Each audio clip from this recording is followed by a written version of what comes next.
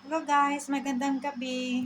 Nagluluto tayo ng chicken adobo ngayon guys. Ito, binabad ko na siya sa toyo, oyster, paminta, asin, at saka bawang na powder ko. Ayan.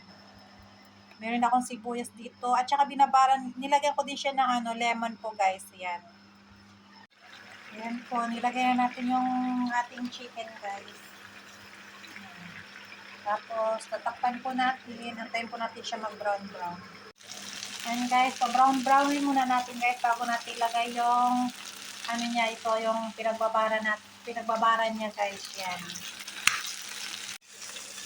Ayan guys, ang brown-brown na siya. Saka na lang natin, isigisa natin yung ating sibuyas. Yan. Diyan natin isigisa yung sibuyas guys. Yan.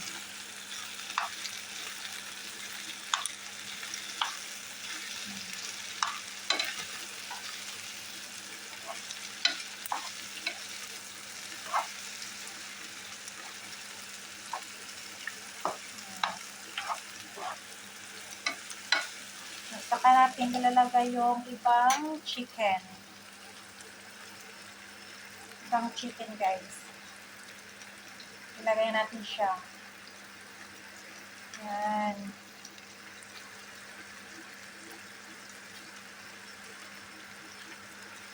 Yan guys.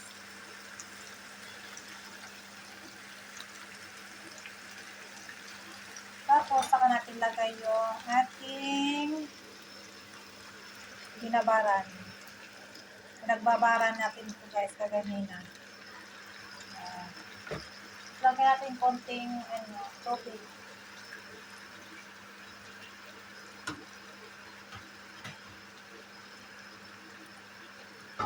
So guys, lagay natin yung konting tubig.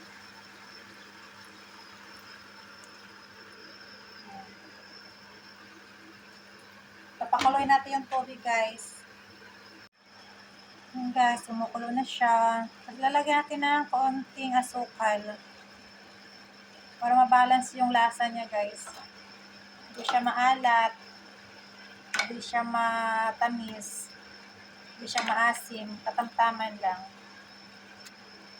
Tapos mamaya-maya tikman nyo guys kung anong lasa na ha. Yan, kumulo na siya guys. Ayan. Guys, tikman natin kung anong lasa guys. Sarap guys. Hindi siya maalat. Yung alat tsaka asin niya, at saka tamis, taga-agaw. Yan. Tapos lalagyan na natin yung ating egg guys. Yan. Yan.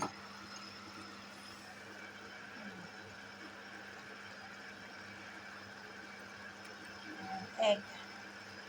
Ay, sus, nalaglag pa yung isa. Tapos, budburan din natin siya ng green onions.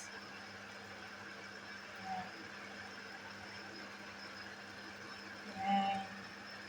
Yan guys, luto na at nga adobong manok with egg.